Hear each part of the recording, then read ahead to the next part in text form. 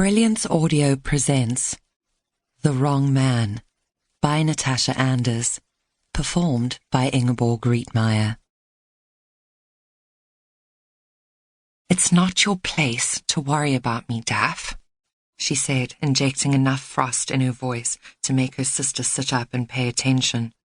"I'm not a child, and while I may have made a few stupid mistakes in the past, I've learned from all of them.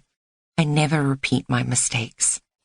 Well, aside from that Sam Brand thing, but luckily nobody knew about that, and it definitely wouldn't happen again." Daff didn't say anything for the longest time, merely stared at her, before shaking her head and shrugging.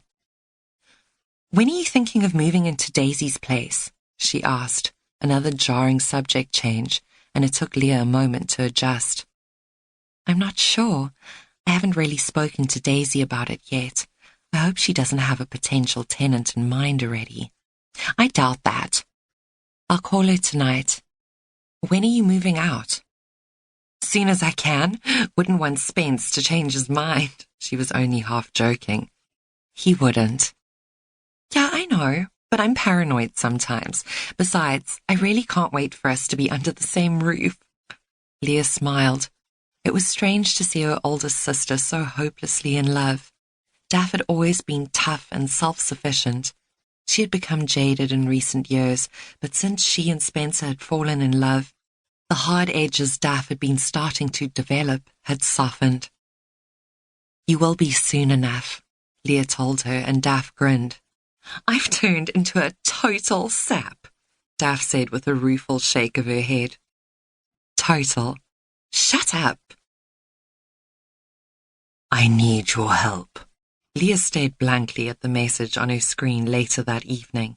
Her parents were chatting amiably in front of the television, and Leah had been contemplating heading up to her room for an early bedtime when a cryptic message from the unknown number came through.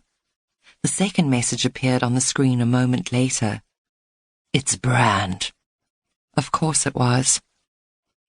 "How did you get my number?" she texted back. "I have my ways. Seriously, Princess, I need your help."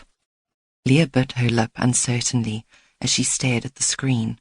She was a sucker, and it seemed that even Brand knew that. She was picturing him sprawled at the bottom of the staircase, hurt even worse than before. "What's wrong? Are you hurt?" "Kind of." Now what on earth was that supposed to mean? Either he was hurt or not. There was no kind of. "You going to help me or not?" Wow, bossy. Part of her wanted to switch off her phone and ignore his cryptic messages, but her conscience screamed at her not to leave the poor man to fend for himself.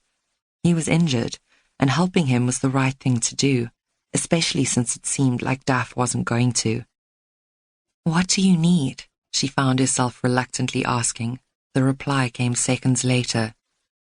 "Can you come over?" "It's really late." "It's 8:30. She very nearly responded that 8:30 was late for her, but managed to stop the pathetic response just in time. She sighed. She didn't owe him anything, but she'd feel terrible if he was really in pain or in need and she just ignored his cry for help. "I'll be there in 10 minutes.